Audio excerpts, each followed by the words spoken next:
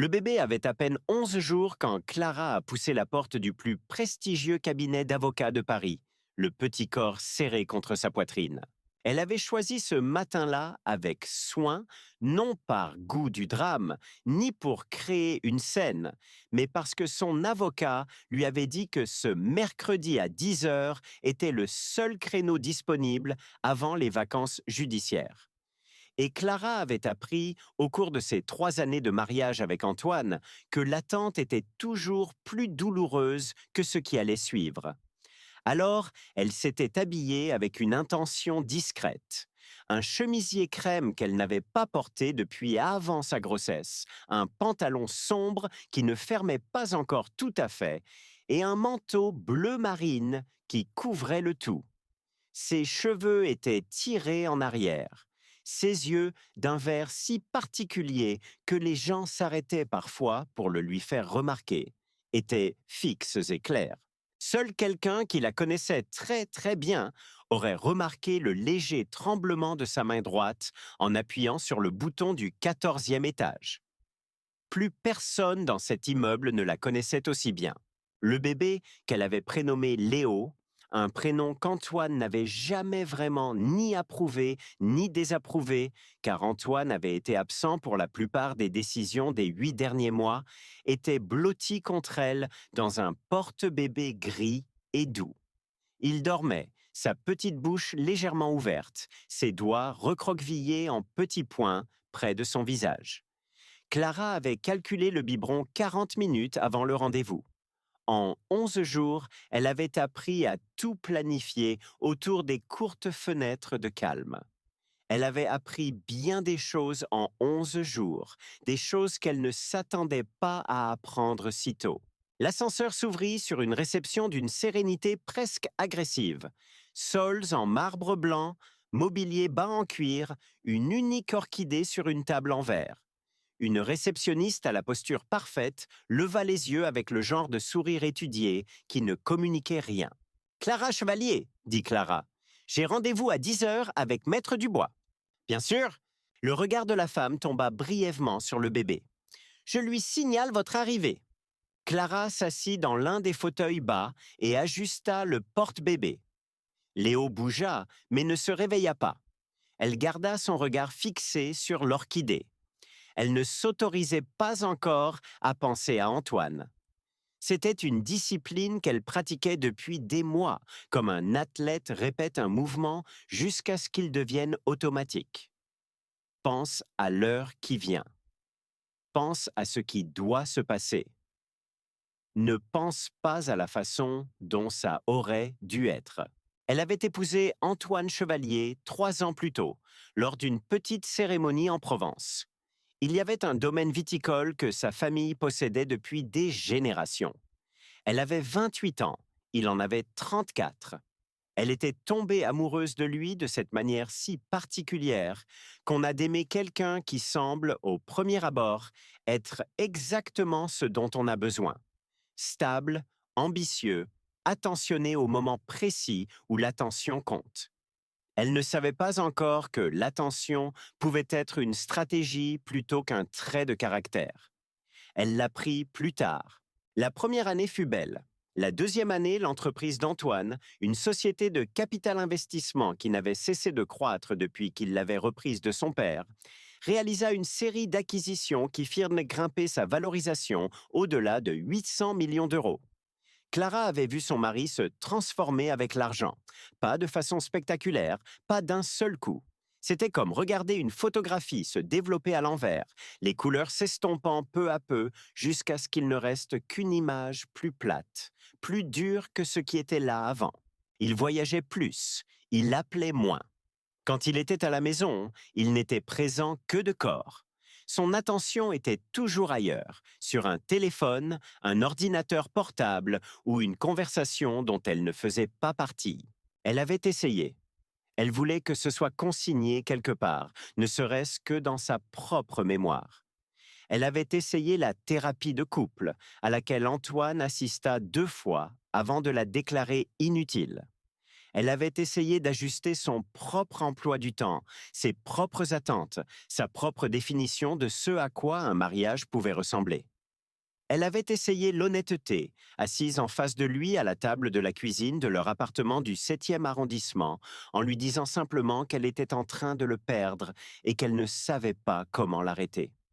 Il l'avait regardée avec quelque chose qui n'était ni tout à fait de la pitié, ni tout à fait de la culpabilité, et lui avait dit qu'il était désolé qu'elle ressente ça. 3 mois plus tard, elle découvrit qu'il voyait quelqu'un d'autre. Elle ne l'avait pas confronté immédiatement. Cela l'a surpris elle-même. Elle s'était toujours considérée comme directe, comme quelqu'un qui gérait les choses plutôt que de les éviter. Mais la découverte avait ébranlé quelque chose en elle, une certitude fondamentale sur ses propres perceptions. Et elle avait besoin de temps pour se reconstruire avant de pouvoir parler. À ce moment-là, elle venait aussi de découvrir qu'elle était enceinte. Elle ne parla pas de la grossesse à Antoine, pas au début. Elle devait comprendre ce qu'elle allait faire. Pas pour le bébé, cette décision fut rapide et claire, mais pour le mariage, pour l'homme, pour le prochain chapitre d'une vie qu'elle allait devoir reconstruire à partir de ce qui restait. Elle avait consulté un avocat en privé. Elle avait commencé à se préparer discrètement. Puis les semaines passèrent, son corps changea, et elle se fit à l'idée qu'elle allait faire ça seule, et elle ne lui avait toujours rien dit. Elle portait des vêtements amples. Elle travaillait plus souvent de la maison. Quand Antoine était à Paris, ce qui était assez rare à ce moment-là, ils occupaient l'appartement comme deux étrangers partageant une salle d'attente, polis, distants et prudents. Ce n'est que lorsqu'elle fut enceinte de 7 mois qu'il le remarqua. Ils étaient dans la cuisine. Elle s'était penchée pour attraper quelque chose et son t-shirt s'était tendu sur son ventre. Antoine avait levé les yeux de son téléphone et était resté très silencieux. Clara, dit-il. Oui, répondit-elle. Il ne dit rien d'autre pendant un long moment. Puis, depuis combien de temps 7 mois. Elle vit quelque chose traverser son visage, quelque chose qu'elle ne put pas tout à fait déchiffrer. Le choc, certainement, et en dessous, quelque chose de plus compliqué. Pourquoi tu ne... Parce que j'avais besoin de gérer les choses dans le bon ordre, dit-elle. Et j'avais besoin de le faire sans rien te demander. Dans les semaines qui suivirent, il essaya de se réinsérer. Il se montra soudainement attentif, soudainement présent avec l'énergie particulière d'un homme qui réalise qu'il a peut-être mal calculé. Clara fut aimable mais claire. Elle n'avait pas eu besoin de sa présence à ce moment-là et elle n'en avait pas besoin maintenant. Ce dont elle avait besoin, c'était d'une résolution propre et équitable pour un mariage qui était terminé bien avant sa fin officielle, afin de pouvoir donner à son fils une base stable. Elle n'avait cependant pas anticipé ce qu'elle trouva en franchissant la porte vitrée de la salle de conférence. Son avocat, Maître Dubois, était déjà à table. Un homme grand, la soixantaine, les cheveux argentés et l'expression mesurée de celui qui a passé des décennies à gérer les pires jours des autres. En face de lui était assis l'avocat d'Antoine, un homme plus jeune nommé Philippe, que Clara avait rencontré une fois et trouvé cassant, comme le sont souvent les gens qui manquent d'assurance. Et à côté de Philippe, non pas à ses côtés, ni attendant dans une autre pièce, mais là, dans la salle, à la table de conférence, avec un verre d'eau devant elle, ses longues jambes croisées et un petit sourire maîtrisé sur le visage, se trouvait Elena Moretti. Clara avait vu des photos d'Elena. Elle ne s'attendait pas à la voir ici. Antoine lui-même était assis en bout de table, sur la chaise qui le plaçait à la distance maximale de l'endroit où Clara s'assiérait. Il portait un costume gris anthracite. Il avait l'air, comme toujours, composé, impeccable et fermé, comme un bâtiment dont tous les rideaux sont tirés. Il regardait son téléphone quand Clara entra. Il leva les yeux. Son regard se posa d'abord sur son visage, puis descendit vers le porte-bébé, vers Léo, toujours endormi, sa petite poitrine se soulevant et s'abaissant avec la régularité parfaite d'un nouveau-né. Antoine Chevalier, qui avait négocié l'achat de 4 entreprises au cours des 18 derniers mois sans visiblement transpirer, devint complètement, absolument immobile. Le sourire d'Helena ne disparut pas tant qu'il ne se mua en confusion. Elle regarda Antoine. Antoine ne la regarda pas. Ses yeux étaient fixés sur le bébé avec une expression que Clara n'avait jamais vue sur son visage auparavant. Et pourtant, elle connaissait cet homme depuis 5 ans, l'avait étudié comme on étudie quelqu'un qu'on aime, avait catalogué chaque variation de ses expressions. Elle ne l'avait jamais vu avoir l'air effrayé. Bonjour, dit Clara en s'asseyant. Elle ajusta le porte-bébé pour que Léo soit à l'aise et ouvrit son dossier. La pièce était très silencieuse. Quelle que soit la nature de cette réunion, un simple transfert de documents, un décompte final, une fin civilisée, elle n'allait plus être cela. Le silence dans la salle de réunion dura exactement 4 secondes. Clara les compta sans le vouloir. C'était une habitude qu'elle avait développée durant la dernière année de son mariage, remplissant les espaces vides avec des chiffres, car les chiffres étaient fiables d'une manière que les mots avaient cessé d'être.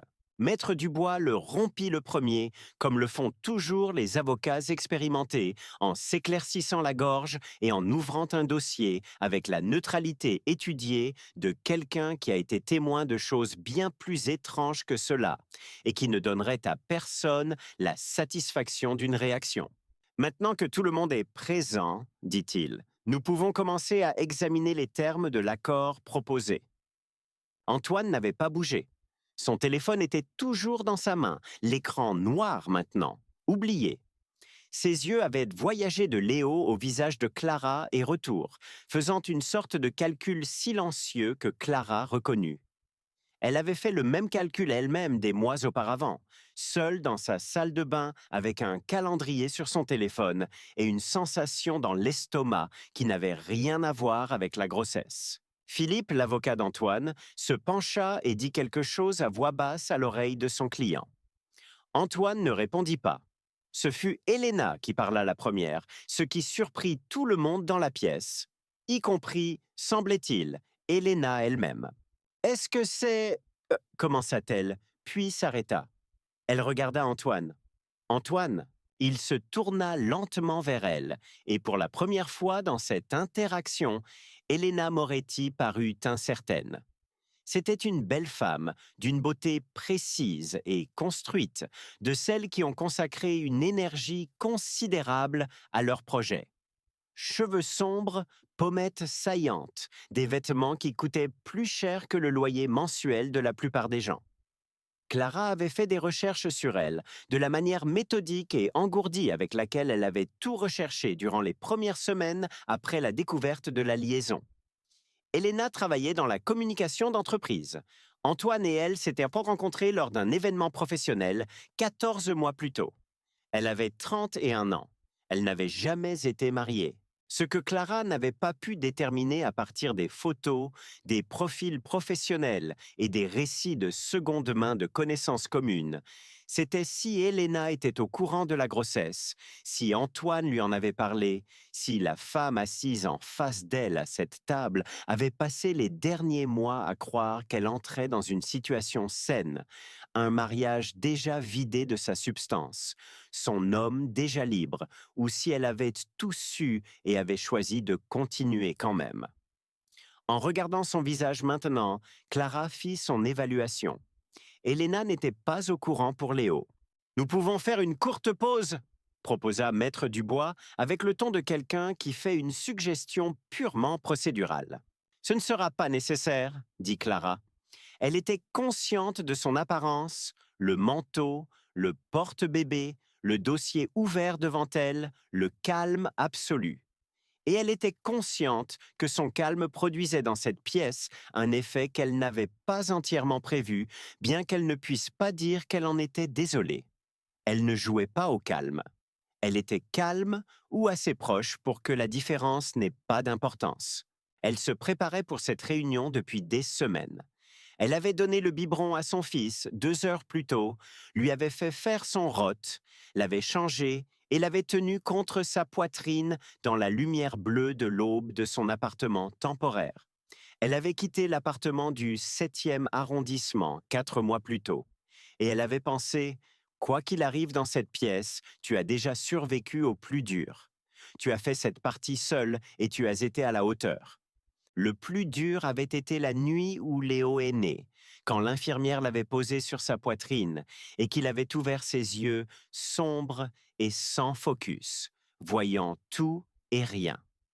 Et Clara avait ressenti simultanément l'amour le plus complet qu'elle ait jamais éprouvé, et un chagrin aigu et spécifique pour le fait qu'elle le ressentait seule.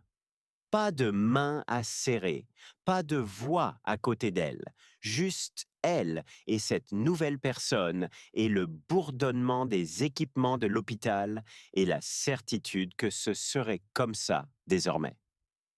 Elle avait pleuré doucement pendant environ 3 minutes, puis elle avait regardé son fils et dit à voix haute: «D'accord, on va gérer ça.» Et c'était tout. Les termes de l'accord, continua Maître Dubois, arrangeant ses papiers, couvrent la division des biens communs, que nous avons détaillés dans les sections 3 à 7. L'appartement rue de Grenelle, la propriété en Provence et les comptes de courtage ouverts conjointement pendant le mariage. Madame Chevalier ne demande pas de pension alimentaire pour elle-même. Elle demande, cependant, pas ça. Il ne savait pas. La voix d'Héléna était plate. Elle regardait Antoine, pas Clara. Tu ne me l'as pas dit. Héléna, dit Antoine.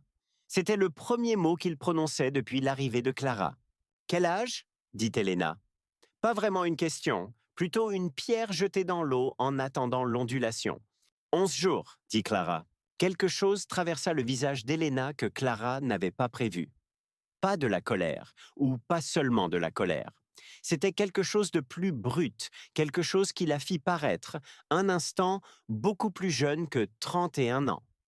Elle recula légèrement de la table, juste un centimètre, comme le fait une personne qui a besoin de créer de l'espace autour d'une prise de conscience. Philippe tenta de recentrer le débat.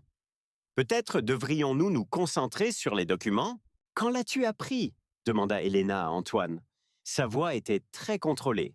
Antoine posa son téléphone sur la table. Il y a 7 mois. Héléna hocha la tête une fois, lentement. Puis elle ramassa son sac par terre à côté de sa chaise, se leva et dit à Philippe: Je serai dehors. Elle se dirigea vers la porte sans regarder Clara et sans regarder Antoine à nouveau. Et elle la referma derrière elle, avec une douceur qui, d'une certaine manière, était plus cinglante qu'un claquement de porte ne l'aurait été.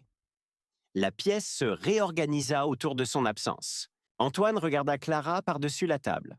Pour la première fois, le vernis avait disparu. Il ressemblait à quelqu'un debout dans une maison après que tous les meubles ont été enlevés. Les mêmes dimensions qu'avant, mais vidées. Il s'appelle Léo, dit Clara. Ce n'était ni une concession, ni une offrande. C'était une information livrée sur le ton neutre de quelqu'un qui énonce un fait qui existe, que l'auditeur soit prêt à l'entendre ou non. La mâchoire d'Antoine se contracta. Clara, les termes de l'accord sont équitables, dit-elle. Maître Dubois peut te les expliquer. Je ne demande rien que je n'ai pas mérité et je ne t'empêche pas de t'impliquer dans sa vie si c'est quelque chose que tu décides de vouloir. Mais ce sont des conversations pour après aujourd'hui. Aujourd'hui, nous terminons ça. Dorsecat, elle le regarda absorber cela. Antoine Chevalier était, quoi qu'il soit d'autre, un homme intelligent. Il comprenait vite. Elle pouvait le voir rattraper le chemin qu'elle avait déjà parcouru, les mois qu'il lui avait fallu pour atteindre cet état de pragmatisme lucide, les décisions déjà prises, le deuil déjà traversé. Il arrivait à un endroit qu'elle avait déjà quitté. « Tu aurais dû me le dire, dit-il. »« Je sais, dit-elle. J'ai fait un choix. Je ne te demande pas de le comprendre. Je te demande de signer les documents. » Soya Senpadza, Maître Dubois, avec la précision d'un homme qui savait exactement quand parler, fit glisser le premier dossier sur la table. Léo bougea dans le porte-bébé à ce moment-là, un petit mouvement involontaire, un serrement de ses minuscules poings. Et pendant une seconde de vulnérabilité, Antoine regarda son fils avec une expression à laquelle Clara repenserait plus tard, seule, dans le calme de l'appartement, après que Léo se soit endormi. Ce n'était pas simple. C'était l'expression de quelqu'un confronté à quelque chose pour lequel il ne s'était pas préparé. quelque chose qui n'entrait dans aucune des catégories qu'il s'était construites. Elle ne se laissa pas trop émouvoir par cette expression. Elle la nota, la classa et retourna son attention sur les documents. Mais il y avait autre chose pour laquelle elle ne s'était pas préparée non plus. Alors que Maître Dubois expliquait les termes à Antoine, l'appartement, la propriété en Provence, les comptes, l'avocat d'Antoine, Philippe, reçut un message sur son téléphone. Il le lut, fronça les sourcils et se pencha de nouveau vers Antoine. Cette fois, Antoine écouta. Et cette fois, quelque chose changea dans sa posture que Clara ne put interpréter immédiatement. Il y a un problème, dit Philippe, s'adressant à la table, avec la propriété en Provence. Maître Dubois leva les yeux. Quel genre de problème? Le genre, dit Philippe, avec le ton prudent d'un homme qui livre une information qu'il préférerait ne pas avoir, qui nous oblige à revoir certaines des hypothèses fondamentales de cet accord. Clara regarda Maître Dubois. Maître Dubois regarda ses papiers. Léo dormait toujours. Quelle que soit la fin propre qu'elle avait prévue pour ce matin, elle n'allait pas être propre.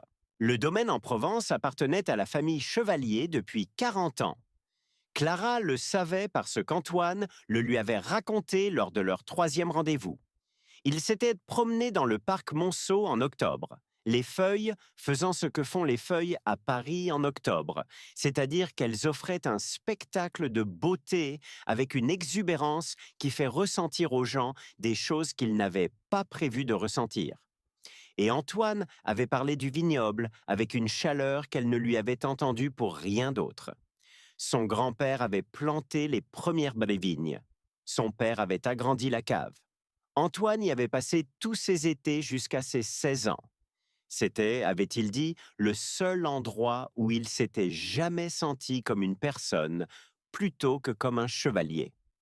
Clara avait rangé cette information, comme elle rangeait tout, soigneusement, croyant que c'était important. Elle avait aimé ce vignoble, elle aussi, dans les années où elle était encore autorisée à aimer les choses qui leur appartenaient à tous les deux. Quel genre de problème avec la propriété? Demanda à nouveau Maître Dubois. Le ton de sa voix n'avait pas changé, mais Clara travaillait avec lui depuis assez longtemps pour reconnaître la légère inclinaison de son buste, qui signifiait qu'il portait une attention de nature différente. Philippe jeta un coup d'œil à Antoine, qui fit un petit signe de tête. La propriété en Provence, dit Philippe, a été utilisée il y a 14 mois comme garantie pour un prêt privé. Le prêt est actuellement en défaut de paiement. La pièce était silencieuse. Cette propriété était listée comme un bien matrimonial commun, dit Maître Dubois. Oui, dit Philippe, c'était un oubli de la part de notre client. So that Fakamartwersak. Clara regarda Antoine. Tu as mis le vignoble en garantie sans me le dire. Ce n'était pas une question. Antoine croisa son regard et ne détourna pas les yeux, ce dont elle lui sut gré, même maintenant. L'entreprise avait besoin de liquidités rapidement, dit-il. C'était censé être résolu en 90 jours. Ça ne l'a pas été.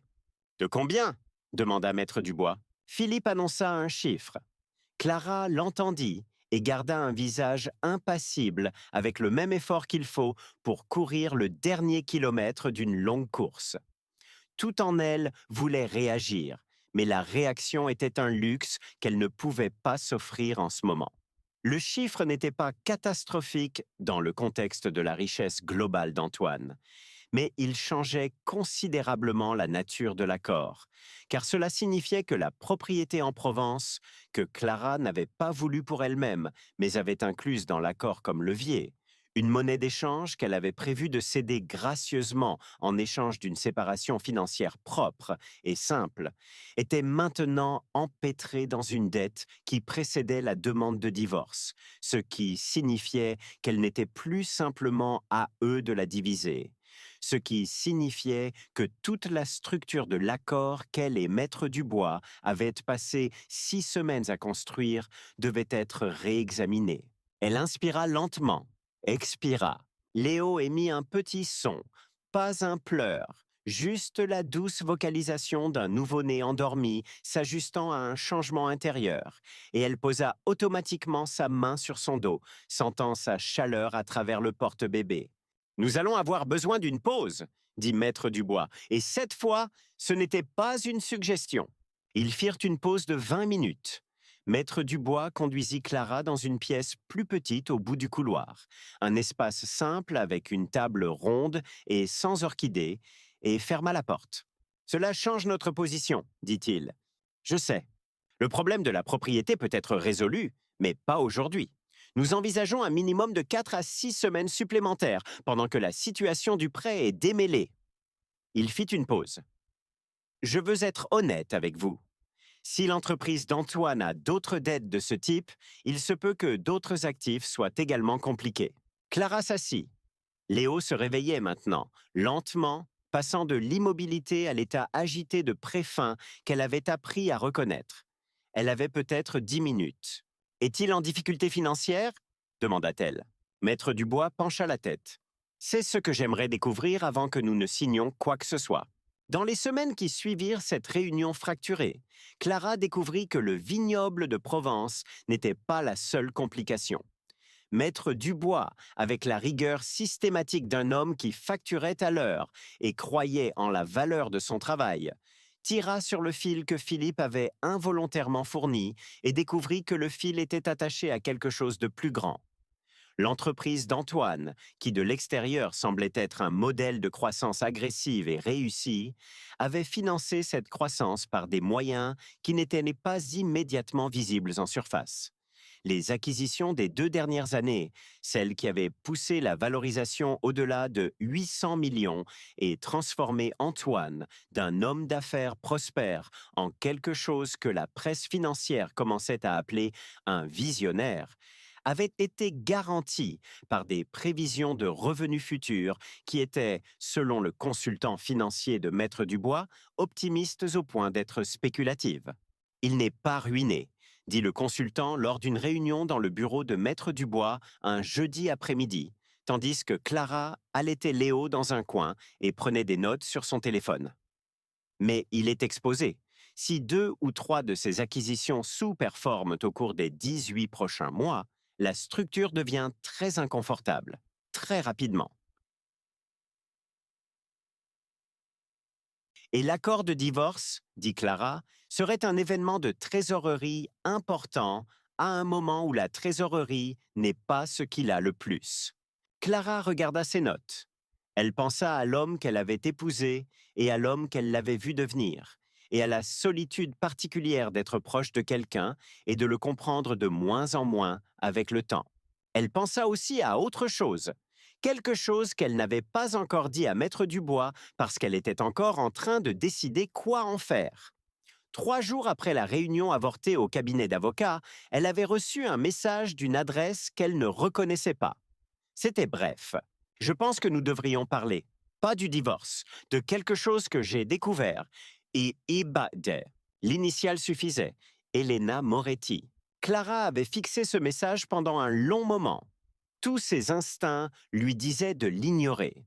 Elle n'avait aucune obligation envers la petite amie d'Antoine, aucun intérêt pour le drame qui se déroulait de ce côté-là de la situation, aucune envie de complications au-delà de celles qu'elle gérait déjà. Elle avait un nouveau-né, elle avait un accord à renégocier, elle avait une vie à reconstruire. Mais les mots « j'ai découvert » lui restèrent en tête. Pas je veux te dire ou j'ai besoin de te dire, mais j'ai découvert, ce qui impliquait une information qui avait été mise en lumière, ce qui impliquait qu'Elena avait cherché quelque chose ou était tombée sur quelque chose en cherchant autre chose. Elle avait répondu café vendredi, tu choisis l'endroit. Elles se retrouvèrent dans un petit café de Saint-Germain-des-Prés, territoire neutre, assez public pour se sentir en sécurité, assez calme pour parler. Elena était déjà là quand Clara arriva, assise à une table d'angle, les 2 mains enroulées autour d'une tasse, l'air de quelqu'un qui n'avait pas bien dormi. Le calme assemblé de la salle de conférence avait disparu. Elle ressemblait à une personne plutôt qu'à une présentation. « Merci d'être venue, dit Elena. Tu as dit que tu avais découvert quelque chose, dit Clara en s'asseyant. Elena hocha la tête. Elle sortit un document plié de son sac et le posa sur la table entre elles. Après la réunion, j'ai revérifié certaines choses. Antoine garde des copies de ses dossiers financiers à l'appartement. J'y ai séjourné ces derniers mois. Elle fit une pause. Je ne cherchais rien de spécifique. J'étais en colère et quand je suis en colère, je range. J'ai trouvé ça dans un dossier qu'il garde dans le bureau. Tiens, Clara regarda le document sans le toucher. Qu'est-ce que c'est? Un virement de fonds, dit Elena. Effectué il y a 11 mois depuis un compte personnel, pas celui de l'entreprise, son compte personnel, vers une société holding enregistrée dans le Delaware. Elle fit une pause. L'agent enregistré de la société holding est Philip Crane. Philippe, l'avocat d'Antoine. Clara prit le document. Ce n'est pas la partie la plus importante, dit Elena. Continue de lire. Clara lut. Le virement était important, pas énorme, mais important. Ce qui le rendait notable n'était pas le montant, mais le moment et la destination.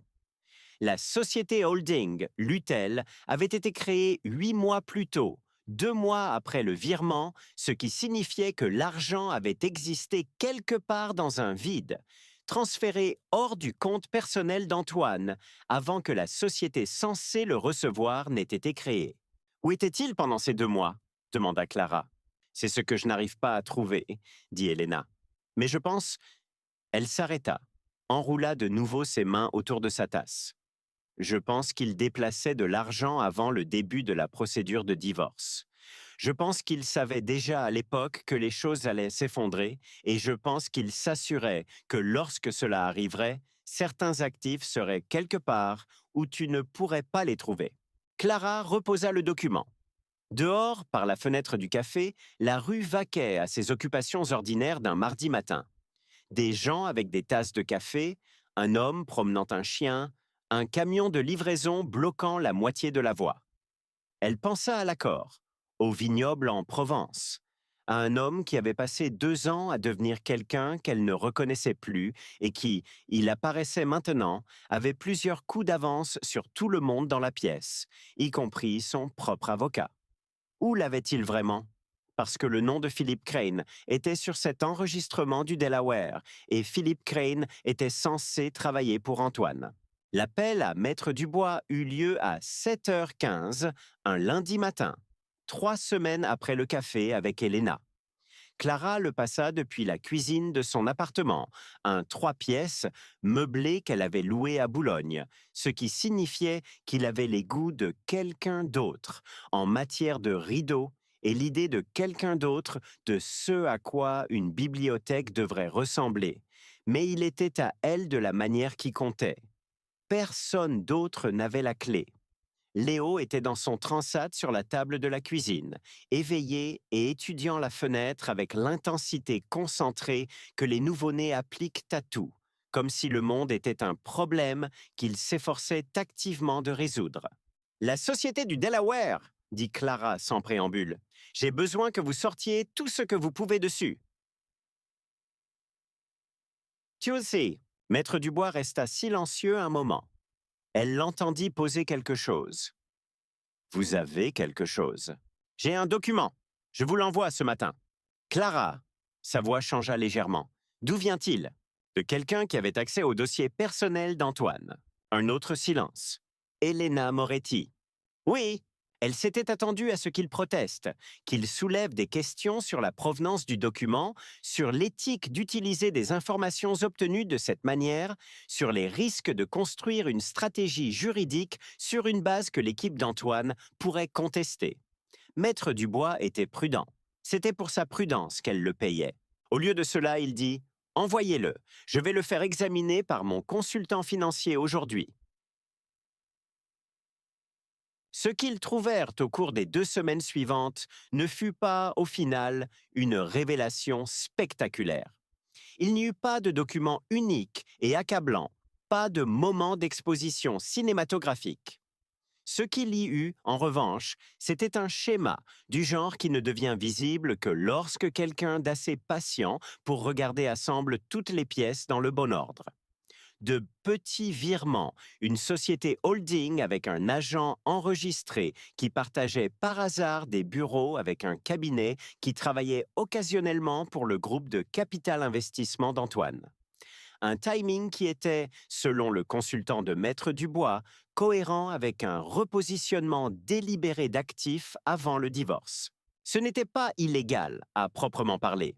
Ce que c'était une violation de l'exigence de divulgation financière complète que les deux parties avaient signée à l'ouverture de la procédure, ce qui signifiait qu'Antoine avait soumis une image incomplète de ses actifs au tribunal, ce qui signifiait que l'accord qu'il négociait était basé sur des informations incomplètes. Maître Dubois déposa une requête un mercredi. Le vendredi, l'équipe juridique d'Antoine avait demandé un appel d'urgence. Clara n'était pas sur cet appel. C'était le domaine de Maître Dubois et elle avait appris à rester dans sa voie, à prendre les décisions qui lui appartenaient et à faire confiance aux personnes qu'elle avait engagées pour faire ce pourquoi elle les avait engagées. Elle passa ce vendredi après-midi dans un parc près de son appartement. Léo, dans la poussette, marchant le long du grand tour de l'étang qu'elle avait commencé à faire le matin, quand le manque de sommeil était le pire et qu'elle avait besoin de bouger pour penser. Elle avait beaucoup réfléchi ces dernières semaines, à Antoine, oui, à l'homme qu'elle avait épousé et au choix qu'il avait fait et à l'architecture spécifique de l'auto-illusion qui permet à une personne de croire qu'elle est stratégique alors qu'elle a simplement peur. Mais aussi à Elena Moretti, qui était sortie d'une salle de conférence avec sa dignité intacte et qui, 3 jours plus tard, avait fait quelque chose que Clara n'avait pas prévu. Elle avait choisi l'honnêteté plutôt que son propre intérêt. Elena n'avait rien à gagner à donner ce document à Clara. L'exposition d'Antoine était aussi, d'une certaine manière, le problème d'Elena. Elle avait vécu dans son appartement, avait été publiquement liée à lui, et un scandale financier toucherait sa réputation professionnelle, quelle que soit son implication. Le geste propre, le geste d'autoprotection aurait été de ne rien dire, de laisser le divorce se dérouler selon les termes prévus et de s'extraire tranquillement de la situation. Elle ne l'avait pas fait. Clara avait réfléchi au pourquoi. Elle était finalement arrivée à une réponse qu'elle trouvait à la fois simple et étonnamment émouvante. Elena lui avait donné le document parce que c'était la bonne chose à faire. Parce que, quelle que soit Elena, quelles que soient les erreurs qu'elle avait commises, quel que soit le rôle qu'elle avait joué dans l'effondrement du mariage de Clara, elle avait regardé une femme entrer dans une salle de conférence avec un bébé de 11 jours et un dossier de termes d'accord équitable. Et elle avait reconnu quelque chose qui comptait plus que sa propre convenance. Clara lui avait envoyé un message après le dépôt de la requête. Juste 3 mots. Merci, Elena. La réponse arriva 6 heures plus tard. Je suis désolé pour tout ça. Clara avait regardé ce message pendant un long moment.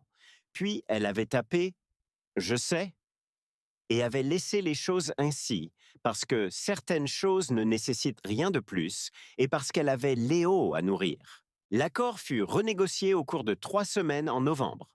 Antoine a son crédit et Clara était déterminée à donner du crédit là où il existait, même maintenant, même à lui, ne se battit pas. Son équipe juridique fit les objections procédurales attendues, Philippe Crane accomplissant les obligations professionnelles d'un homme qui avait été pris dans une position délicate et essayait de minimiser la visibilité de son propre rôle. Mais Antoine lui-même, lors de la seule conversation directe qu'ils eurent pendant cette période, un appel téléphonique de 10 minutes, tous deux debout dans des appartements séparés de la même ville, fut calme et direct. « J'aurais dû gérer ça différemment, dit-il. »« Oui, dit-elle, tout ça, pas seulement la partie juridique. » Elle ne répondit rien à cela parce qu'elle avait déjà dit ce qui devait être dit, et elle n'était pas intéressée à jouer le pardon pour son bénéfice. « Je veux être impliquée, dit-il, avec Léo.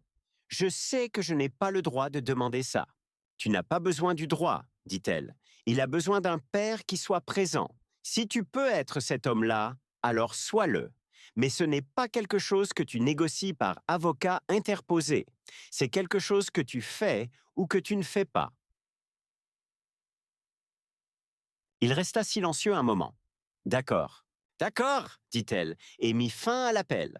L'accord final fut signé le 14 novembre dans la même salle de conférence où tout avait commencé. La dette du vignoble de Provence fut absorbée dans les termes restructurés. Les actifs de la société holding du Delaware furent comptabilisés.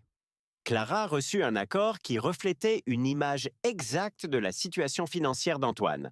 Non pas punitif, non pas excessif, mais honnête, ce qui était tout ce qu'elle avait voulu depuis le début. Elle signa son nom à 3 endroits. Maître Dubois en fut témoin. Philippe Crane, de l'autre côté de la table, avait l'expression d'un homme qui avait appris quelque chose de coûteux. Antoine signa en dernier. Quand il eut fini, il leva les yeux vers Clara. Elle avait de nouveau amené Léo parce qu'elle n'avait personne pour le garder et parce qu'elle avait décidé que son fils n'était pas une chose à cacher ou à gérer. Et il regarda son fils pendant un long moment sans parler. Puis il dit doucement, « Il a tes yeux. » Clara baissa les yeux sur Léo, qui était éveillé et étudiait sérieusement les lumières du plafond. Elle sentit quelque chose la traverser. Pas de la chaleur, exactement. Pas l'ancienne chaleur, mais quelque chose d'adjacent. Le résidu de 5 années, d'une histoire commune et d'un homme qu'elle avait sincèrement aimé avant de devoir le laisser partir. C'est vrai, dit-elle. En janvier, Clara prit une décision qui la surprit elle-même. On lui avait offert un poste, un bon, un vrai, du genre qu'elle avait mis en attente quand le mariage absorbait toute son énergie disponible dans un cabinet d'architecture à Bordeaux. Elle avait un diplôme qu'elle avait sous-utilisé pendant 3 ans. Elle avait un fils trop jeune pour avoir des préférences sur les villes.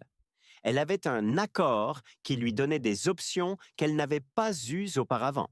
Elle appela sa sœur à Bordeaux un mardi soir et dit « Je pense venir m'installer là-bas. » It says Tatsia. Sa sœur, qui s'appelait Chloé, qui était venue 2 fois pendant la grossesse et était restée 1 semaine de plus après la naissance de Léo sans qu'on le lui demande, resta silencieuse pendant exactement 1 seconde.